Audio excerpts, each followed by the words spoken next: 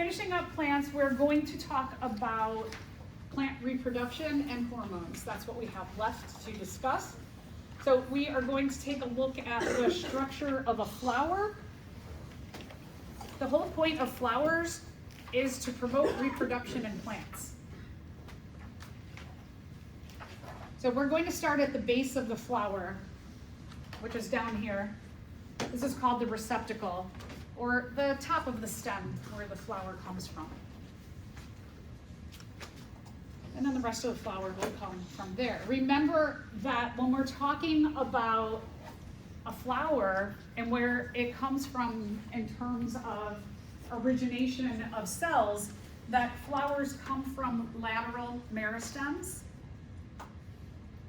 No, they come from apical meristems, the tips, apical meristems, that those are meristematic tissue or stem cells that give rise to other differentiated cells. So here is the receptacle, and then the rest of the flower comes off of the receptacle. Before a flower opens up, it has those green petals, a bud. Those are called the sepals. And the sepals protect the growing flower as it starts to grow in size. They protect that till it's ready to bloom. Flower petals come in all kinds of crazy shapes and sizes and colors. Last week or the week before, I read about the corpse flower, that it blooms one time a year from one day out of the year. It was blooming in Brooklyn, and people from all over New York as well as the country went to go smell it, and it smells like death. It smells like a dead, decaying person. So the name corpse flower has an appropriate term. That flower attracts bats to it. That they're like, ooh, that smells good to them. It doesn't smell good to us, but for some reason it smells good to them. There are male and female parts on a flower. The male flower parts are the inner, they're these things here. These are called either the whole piece is called the stamen or androecium. The male flower parts you can see, if we're talking about this particular flower, this flower has male flower parts in multiples of what? Three, right. So is this a monocot or a dicot? Good. That's a monocot. We have 1, 2, 3, 4, 5, 6 stamens. So I know that this is a monocot.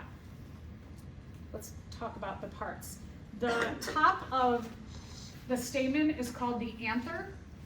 The anther is where the pollen comes off of. Pollen is, it's really, really tiny, like really tiny, tiny, tiny, not quite microscopic, like kind of almost like on the borderline of microscopic, that there are tons of little dots on here, and the pollen contains sperm inside of it.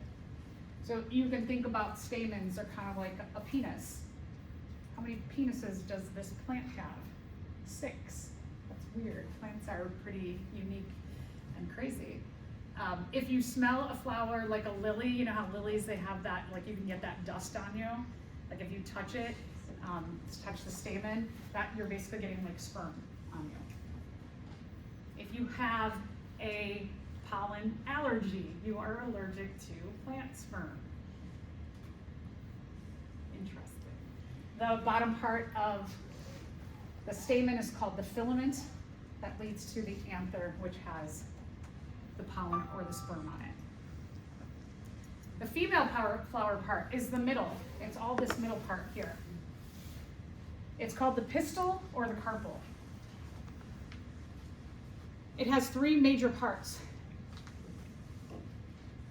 The ovule or ovary. So plants have an ovary, just like humans have.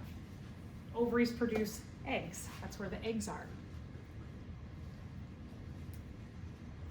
That leads up to this part, which is called the style, and then the stigma is at the top. The stigma is a pollen landing pad. That's where plants ideally want the pollen to drop onto. or rub onto. Plants will release nectar or like a sweet, sticky liquid there.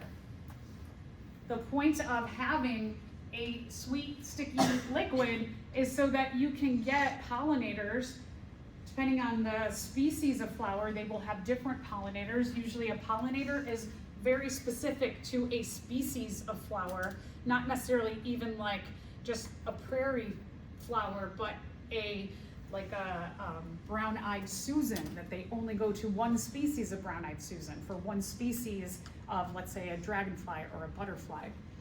So what this does is the stigma releases some nectar, and then they come and they lick the nectar, and then their bodies, which insects, if you look at them really, really closely, they have a lot of little tiny hairs all over their body. They're actually fuzzy, and the hairs get pollen all over them. When the pollinator is licking the nectar, their bodies are rubbing against the anthers, and they're getting pollen all in their hairs. And so when they go from one flower to the next one, they will actually be dropping pollen from other flowers onto the stigma. And then what happens is that the pollen is able to digest its way all the way down the style and into the ovary or ovule, where then the sperm will fertilize an egg.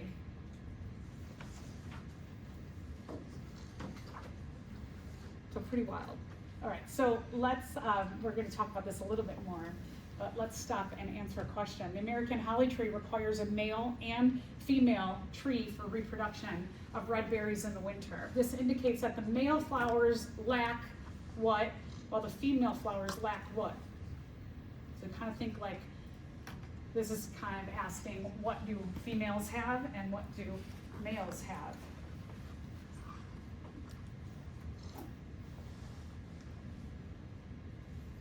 Which one do you think is right?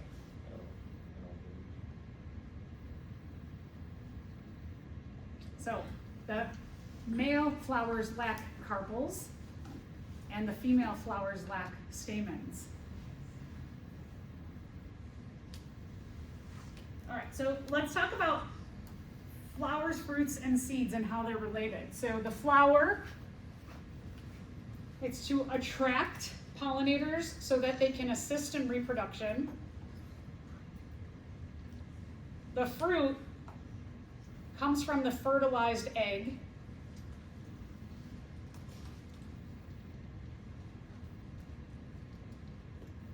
Inside of fruit are seeds that have embryos inside of them.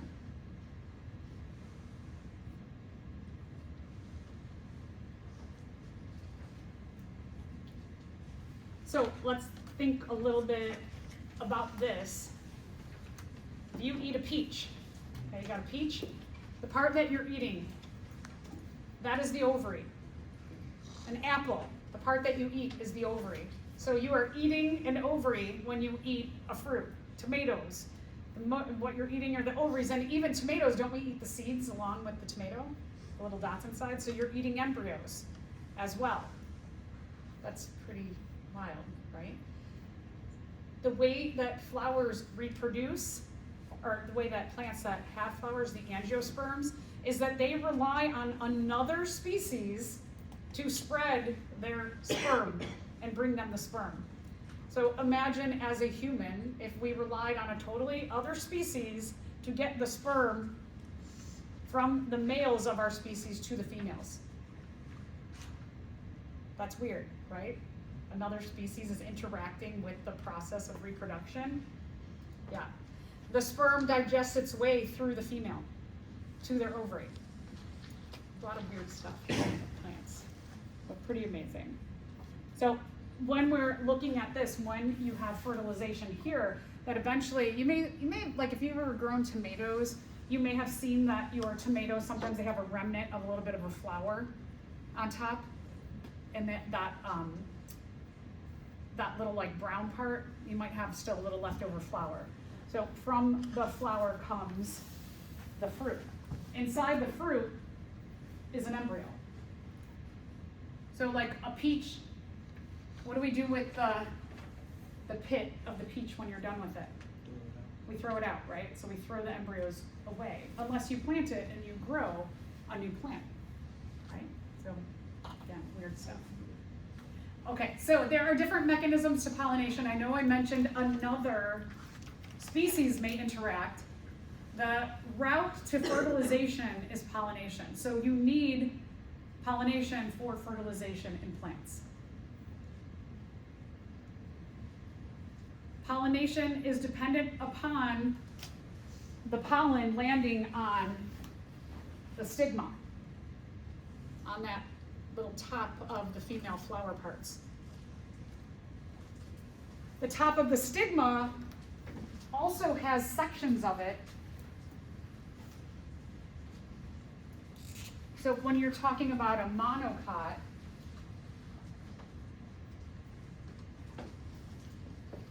the top of the stigma is going to look like that. It's going to have 3 pieces to it.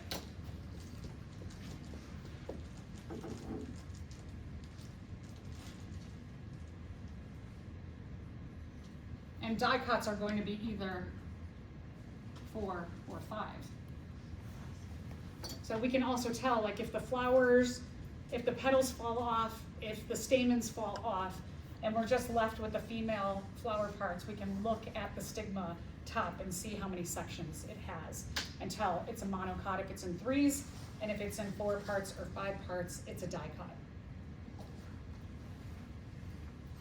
Pollination may utilize another species. It could be a variety of insects. It could be birds. It could be bats. Sometimes it's just the wind blowing, that the wind blows really hard and it spreads the pollen. Could be water. Some of the flowering plants, like duckweed, for example, which is like a really, really small water plant, it will use water often to spread the pollen. So there are a lot of routes to pollination, but often you have animals that are very specific to pollinating specific kinds of plants. So let's think about the evolution of flower petals and the smell of flowers. What is the evolutionary significance of a flower with larger, brightly colored petals? Is it that the wind is a significant factor in pollination, especially because of the large petals? B, such plants are usually self-pollinators and do not rely on external factors for pollination. In general, these are aquatic plants. Water aids in pollination irrespective of color and odor. D. Or D, the flowers are more attractive to animals that act as pollinators. D. Okay, good. So, sorry, and then E, such flowers produce only microspores or megaspores, not both. We didn't even talk about micro or mega anything. So yes, D is the best answer.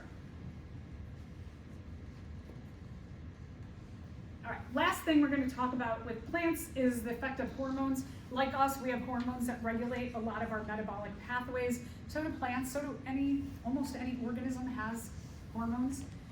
One hormone, I'm going to mention 3 of them. One are auxins.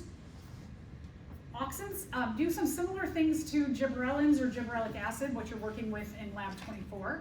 So auxins they help with growth.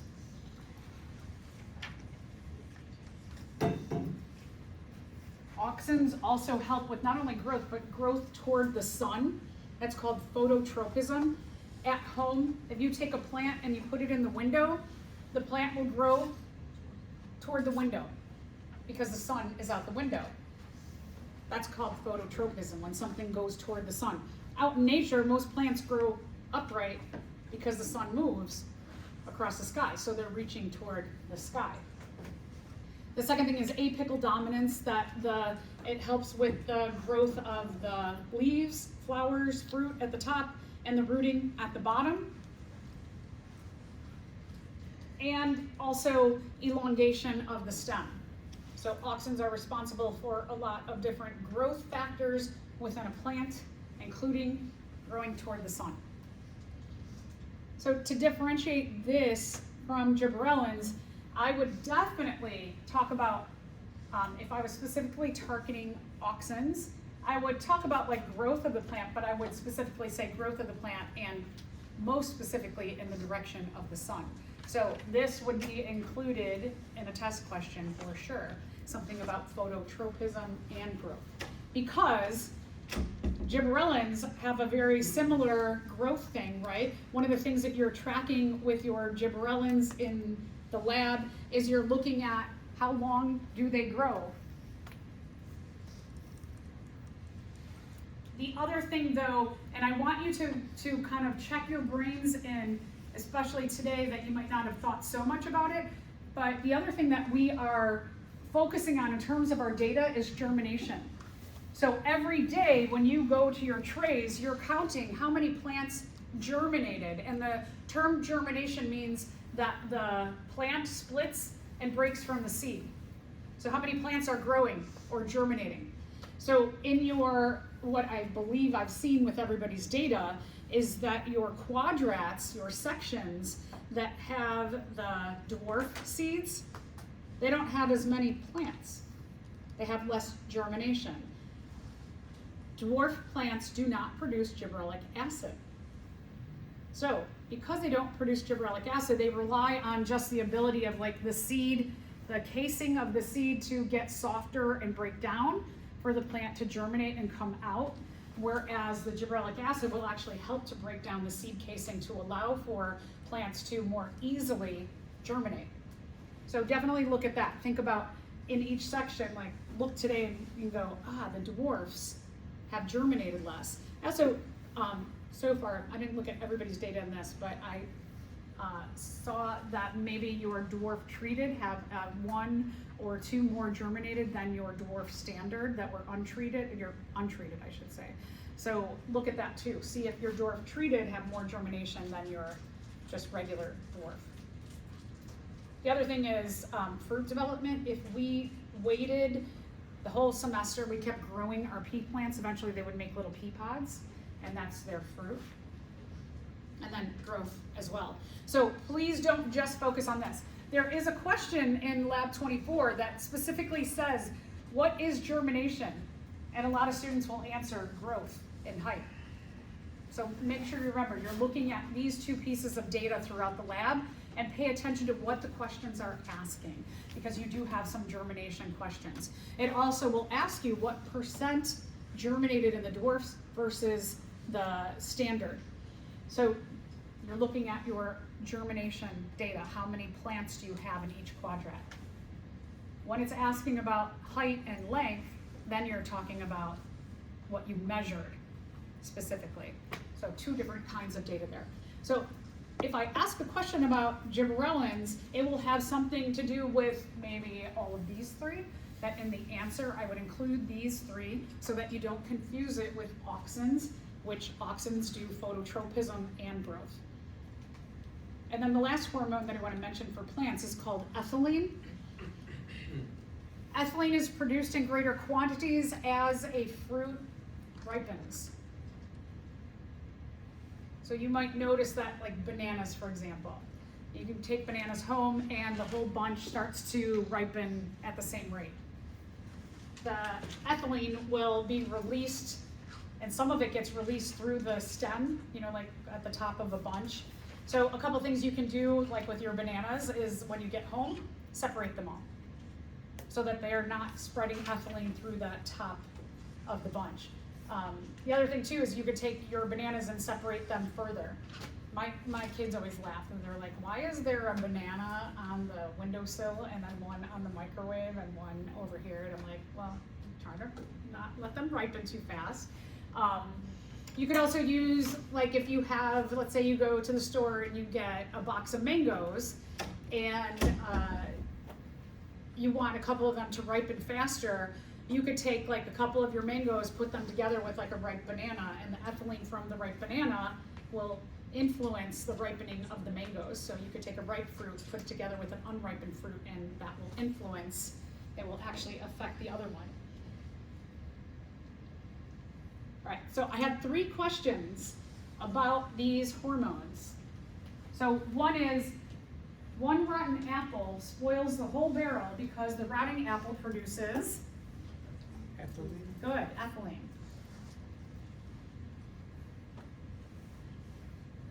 So if you ever go somewhere and you like pick berries or apples, it's good to make sure that you don't have a rotten one, because it's going to just like start ripening all of your fruit very quickly. One of the possible consequences of a plant with a defective gene for the production of gibberellins or gibberellic acid would be what?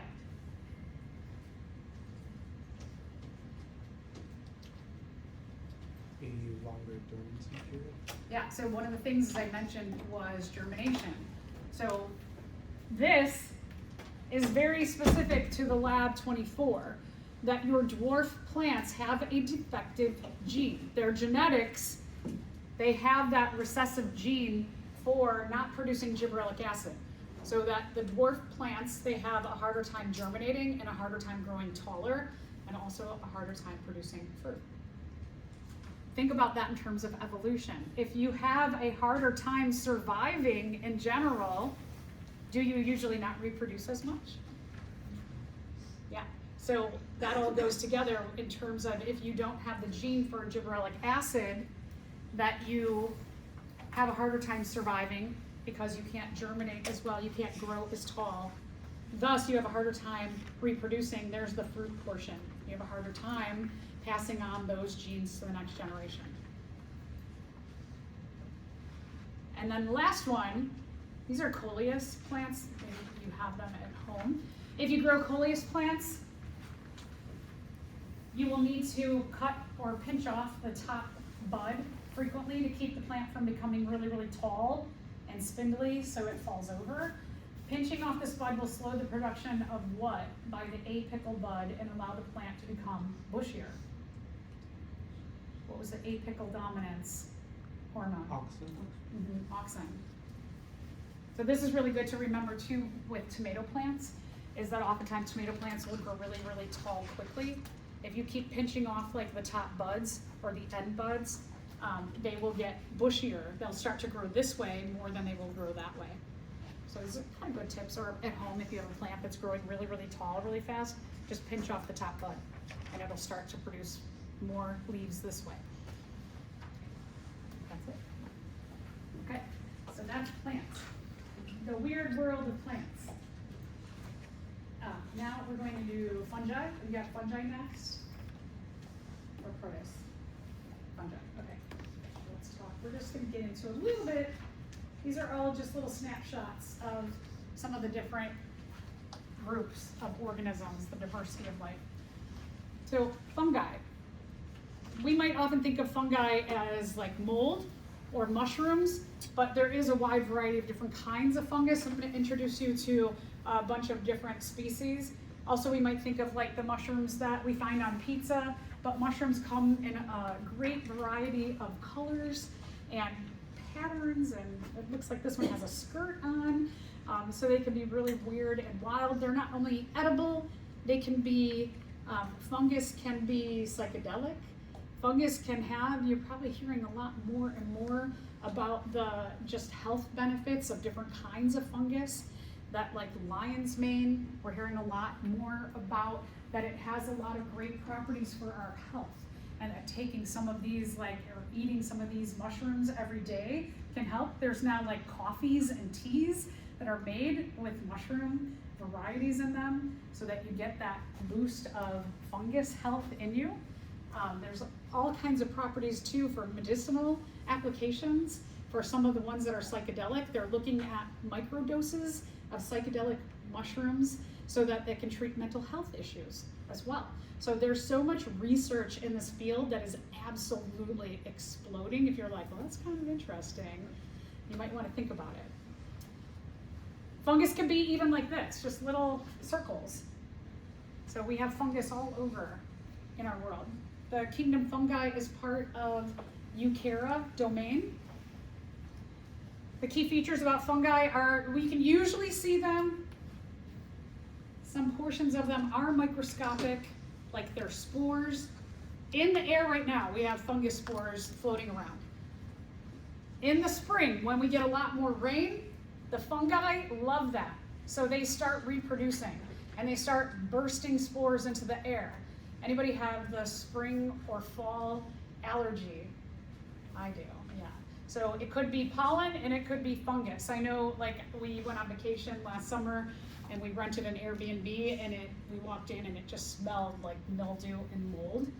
And we couldn't get a place, it was late at night, so we couldn't leave and get a new place, but in the morning we were all like stuffed up because we all have that like fungus issue. Fungus, the body of a fungus is called the mycelium. And the mycelium are made up of threads called hyphae or hyphae. You can say it either way. In this microscope slide, which you will look at maybe today, probably more so now, probably Tuesday, you'll take a look at the fungus under the microscope. And you can see the hyphae, all of these lines are the hyphae. This is a fruiting body. So here it looks a little bit similar to plants, that they have a stalk and then it kind of looks like a stamen with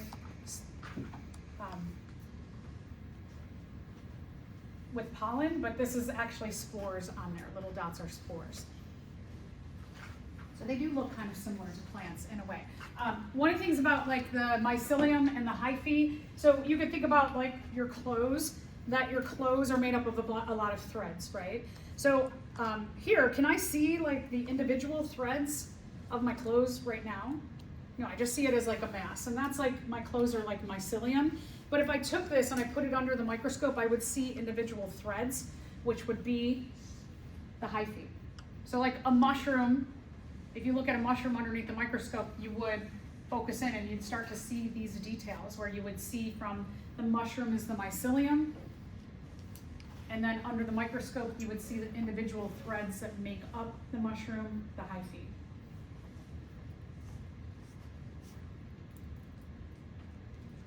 So going from like a whole mushroom, starting to go into maybe like the scanner lens, you would see these details of these lines, and you go into maybe high power, and then you start to see the individual hyphae, and then you go even closer in. If we had like an electron microscope, we could see that the hyphae, they have pores. They also have, fungus have a cell wall. So like plants, what gives them structure is cell walls. These pores, what they do is the fungi will grow on something that they want to digest, and from those pores they release enzymes and acids onto the thing they're digesting, and they do the digestion outside of their body, and then they suck in the broken down food with the enzymes and the acid into their body. So we do our digestion internally, whereas they do their digestion externally. What are they eating? Dead things and the waste of things. You can see on this log, there's all kinds of mushrooms growing on there. So these mushrooms are getting their nutrients and energy from digesting what's left in this tree stump. You also see some moss on here too. The other thing about fungus is that not only are they things that we might eat, like mushrooms or molds, but they can be fierce predators and parasites as well. So we'll get into some of those examples too. Fungus produce both sexually and asexually. They produce sexually using spores.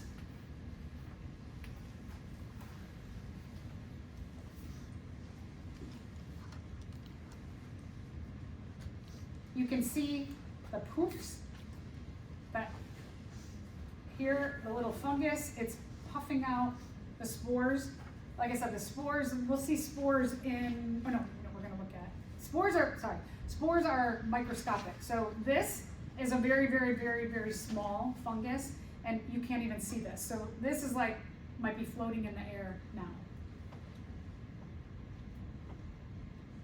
They can produce tons and tons and tons of spores at one time. And then the spores float in the air. If you see something bigger like this is a fruiting body. So these are their fruits, the mushrooms, or when you see mold growing on something, that's the fruiting body.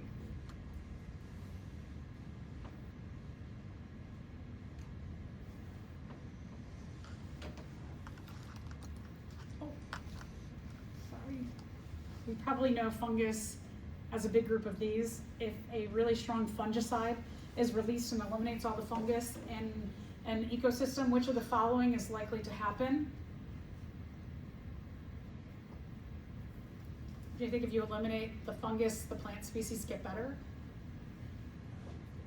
Will they faster break down the leaf litter if you don't have the fungus? No, right? An accumulation of dead and discarded plants and animal tissues. They're a big decomposer group. Improved soil fertility, that's the opposite, right? And increased rate of photosynthesis. Fungus have generally nothing to do with photosynthesis. So C is correct. Sorry that I already showed you it. We're going to get into some species of fungus. So we just said that it has nothing to do with photosynthesis. However, something like a lichen, this term lichen, the CH is a K sound. So it's lichen, not lichen, lichen. Lichen is a symbiotic relationship between a fungus, so what you see here is clear, and then the little dots inside, the green dots, are photosynthetic algae or bacteria. The fungus is not photosynthetic, but in this case, there is a symbiotic relationship where the fungus gives a nice safe home to something photosynthetic, and in return, the fungus gets the benefits of photosynthesis. They get oxygen, and they get sugars and food from the photosynthetic algae or bacteria. So it's kind of like when we went back to the endosymbiont theory that a bigger cell takes in chloroplasts or mitochondria and gives them a home inside of them. So it's very similar to that idea. So again, the algae or the bacteria, they get a home and protection from the fungus. And in return, they will share their products of photosynthesis, oxygen, and food. Could you imagine if you got 90% of your nutrient and energy needs from something that lived inside of you? It'd be so key right now, right? Food's so expensive right now that would be great. This is called mycorrhiza. So it's like Mike or I-za, mycorrhiza. It's another symbiotic relationship. This is a symbiotic relationship between fungus and the roots of plants. The drier the climate, the more mycorrhizal symbiosis you will find. So in a desert, most plants are going to have this fungus at their roots. Most plants, though, have this relationship. About 80% of plants on the planet have a mycorrhizal symbiotic relationship with the fungus. So the fungus, what it does is the fungus will take in water, and along with water and soil, they'll take in minerals and nutrients and good things. So they'll absorb them and they'll give them over to the plant. And in return, what the plant roots do is, because plant roots, they store extra carbohydrates and extra food matter that's made from photosynthesis. As photosynthesis happens up at the leaves, and the sugars and other nutrients that are made go down the phloem, it flows down to eventually the roots. The roots can store that extra, and the plants will release some of that extra food and nutrients to the fungus. So they have a nice little symbiotic relationship together.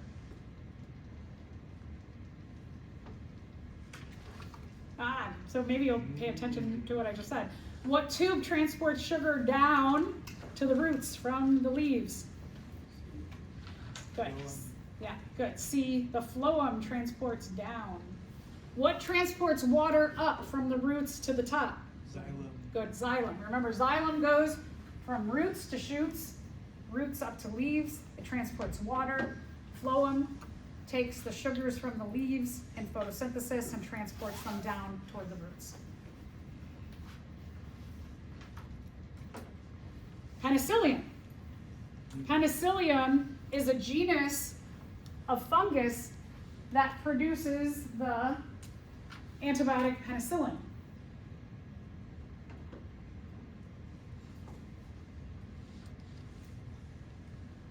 So Penicillium is the genus. Penicillium is the genus that produces antibiotic penicillin. There's a question like that on the lab. A lot of students will say the penicillin produces the antibiotic, but it's the penicillium fungus. So this is interesting. You know, interesting to look back at our bacterial plates and see what happened with the penicillin antibiotic. Because some of you, I know my control even was infected with fungus, and see if the fungus didn't grow, that specific kind of fungus didn't grow around the penicillin antibiotic.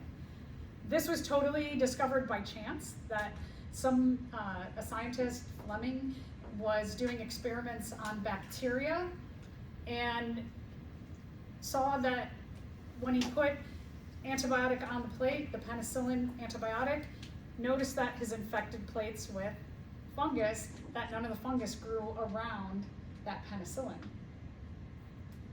I mean, no, I can't talk today.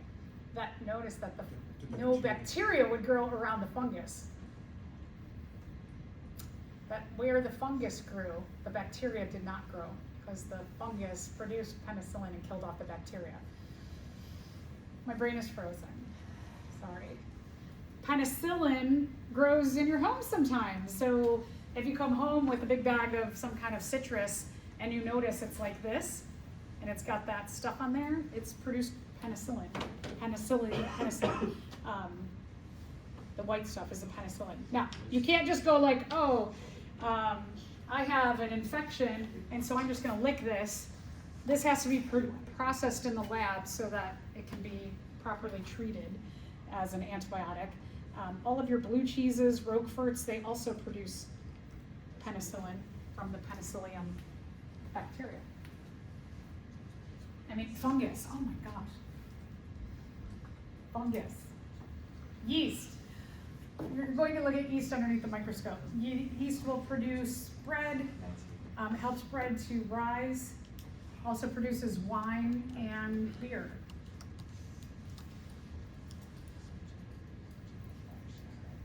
Yeast grow best under anaerobic conditions.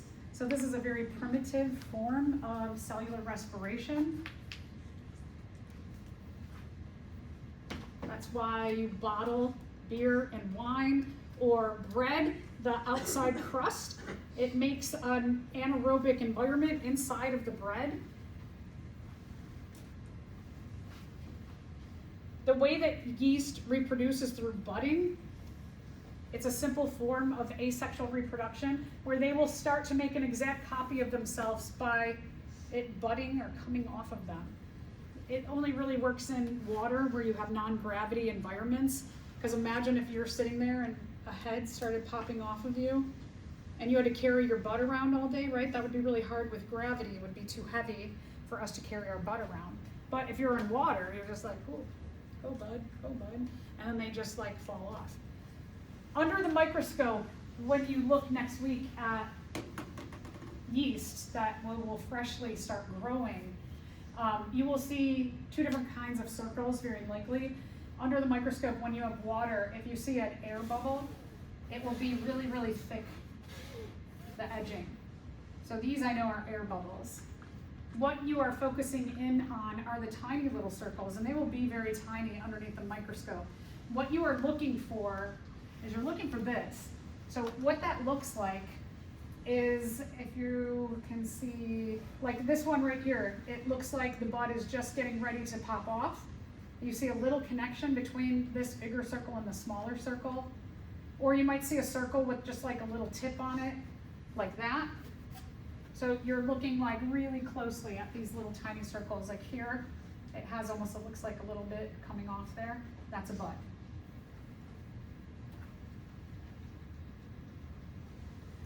Another kind of fungus are called Pilobolus. Pilobolus are cap-throwing fungus. It looks like they have little hats on, or caps.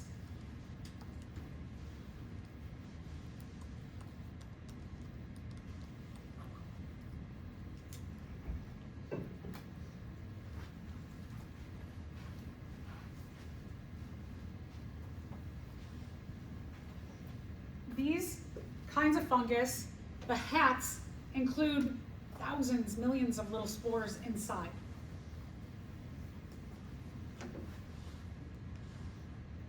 Now, the way they get rid of those spores in their hat is by building up water pressure. So you can see here, there's a lot of water that's accumulated on here, but inside of the body, what they're doing is they're absorbing water and sending it up to the top part of the fungus and eventually causing a water pressure in that little cap so that the cap will explode and send those spores out into the air. You could, if you go in the forest, sometimes you can see these. They're really small, just maybe a centimeter, a couple centimeters, or even millimeters tall. They grow on a lot of dead logs. You can go up to them and go, and you just puff on them, and they'll explode their hats. Their little caps will explode. That's why they call it puffing or huffing. Okay, so one of the weird things about this is that they need another species of animal for their life cycle to be complete, and they have to go through the digestive system of either like deer or elk, and they end up with their spores coming out of, or their bodies coming out of the dung or feces of the other animal. So they have to make their way through their digestive system, and they end up in the poop.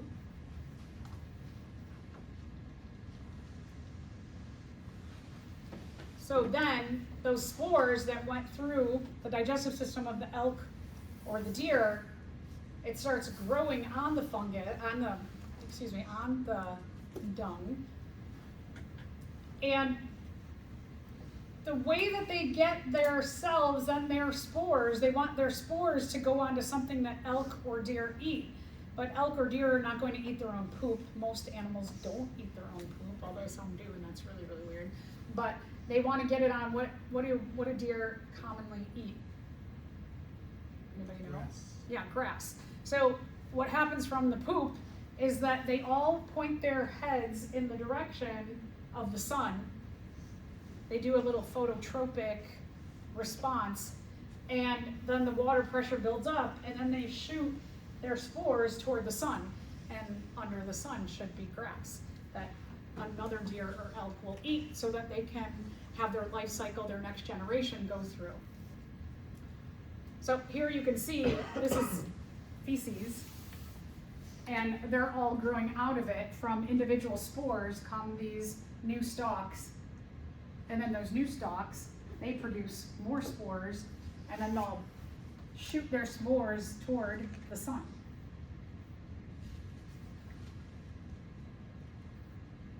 All right, now let's talk about fungus as parasites. Some of them are parasites. These are called cordyceps.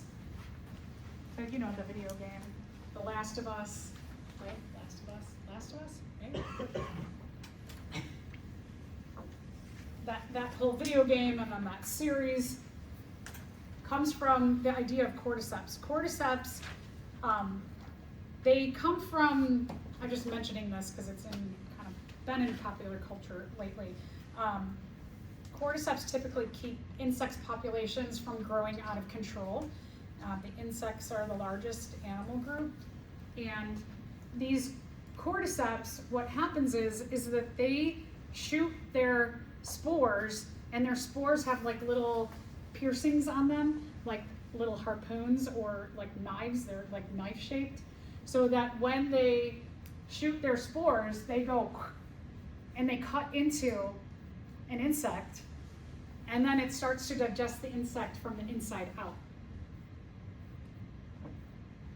What the insects often do is when they're infected, and I don't know, they are not sure, is this programmed from like the DNA of the fungus, or what is happening, or is there a hormone that the fungus gives off that taps into the nervous system of an insect?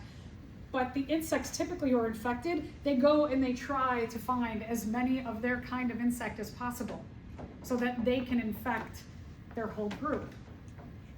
The insects usually respond by like fighting anybody who's infected, and they're like, no, we're gonna get you as far away from the group as possible. So pretty wild. Another kind of similar situation are called arthropods. Arthropods, they make these rings in their hyphae that set traps for nematode worms. Now, it's kind of interesting because the nematodes are also parasites. So you have one parasite attacking another parasite. So again, there's like a way that fungus are keeping other species in check. When they set these circle hyphae traps and a nematode goes through the circle, the response is they feel something go through and they immediately like puff up and then they harpoon them. They stick the little knives inside of them and then they start digesting them from the inside out. There's a lot of different species of arthropods. Here you can see a different species that their hyphae just keep making rings and rings and rings.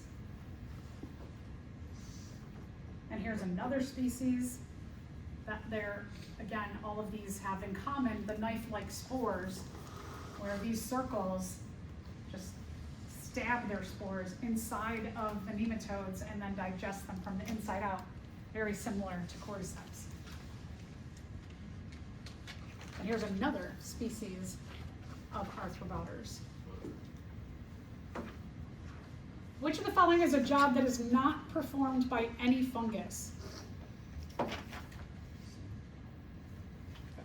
so fungus do not act as producers. You do have lichen who may house a producer, but they themselves are not a producer.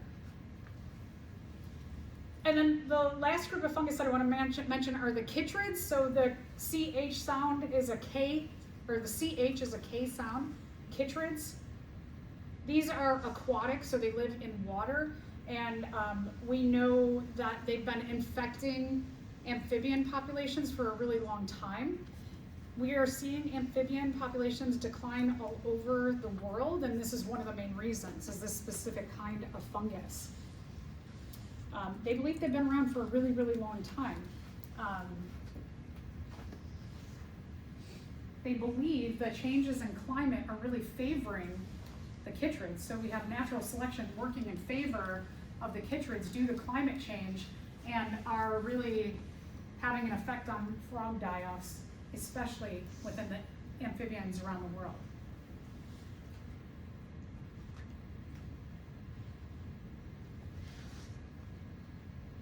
And then I think this might be the last one. This might be the last one I want to talk about, is the ergots. Ergots are produced in cereal crops. So like wheat and rye are big cereal crops. Barley is another cereal crop. You can see here on, here's rye, that these black growths that are coming out, those are ergots. They will reduce the amount of wheat or rye or barley that is produced. Here's the other thing, the ergots are super toxic to animals like humans.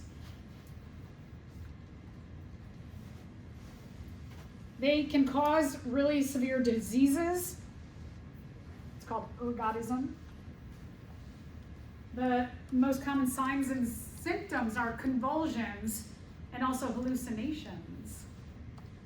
Gangrene is another one. If they infect cattle, like cows who go out and they eat in the fields, if there's some cereal crops that they're eating amongst the grass, they might notice that the cows have ergotism because they're not producing a lot of milk anymore. This is the main ingredient in the drug LSD, which causes like really long, crazy trips, like hallucinatory trips.